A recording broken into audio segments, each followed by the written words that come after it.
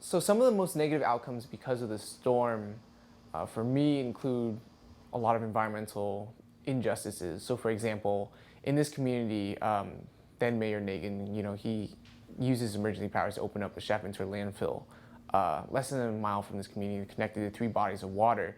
And then also because of the storm and from talking and working with folks in this community, that was when it was very stark that the relationship between City Council and New Orleans East played out, where they actually sectioned off huge parts of our community to become green space, which basically meant that the city had the ability to turn residential areas into basically large landfills.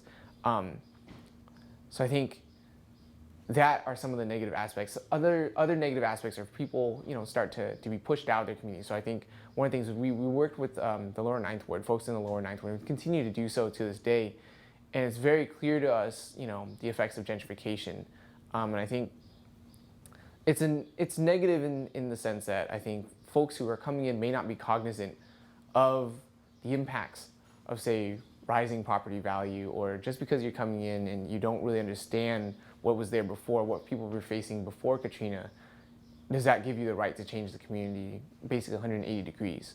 There's that aspect, and then there's aspects like, New Orleans East, where this property value has been decreasing since the storm because of lack of, investment in infrastructure.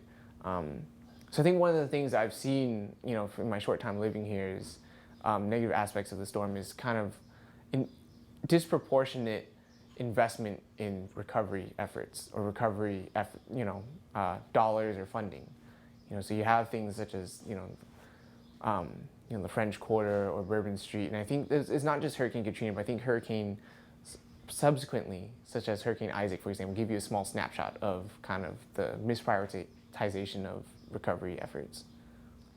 So some of the positive outcomes because of the storm, I definitely think that community members, at least in New Orleans East, have had to band together to really find our own power, our own voice, to basically engage in, what you can, call like self-determined. So basically, we get to decide how we want to come back, and even regardless of coming back to where we were before the storm, where do we want to envision an ideal community? So I think in New Orleans East is really, inspiring to see some folks hold on to that value. So I think one of the things that we see today is after the storm, it took 10 years for a hospital to be built out in New Orleans East. So what community members did after the storm was they said, hey, why don't we create our own clinic, our own healthcare service system? So actually, Noella Community Health Center out on Shepinter Highway is the only trilingual clinic in all the Gulf Coast region, which reflects this community. So basically, English, Spanish, and Vietnamese-speaking patients can actually go there.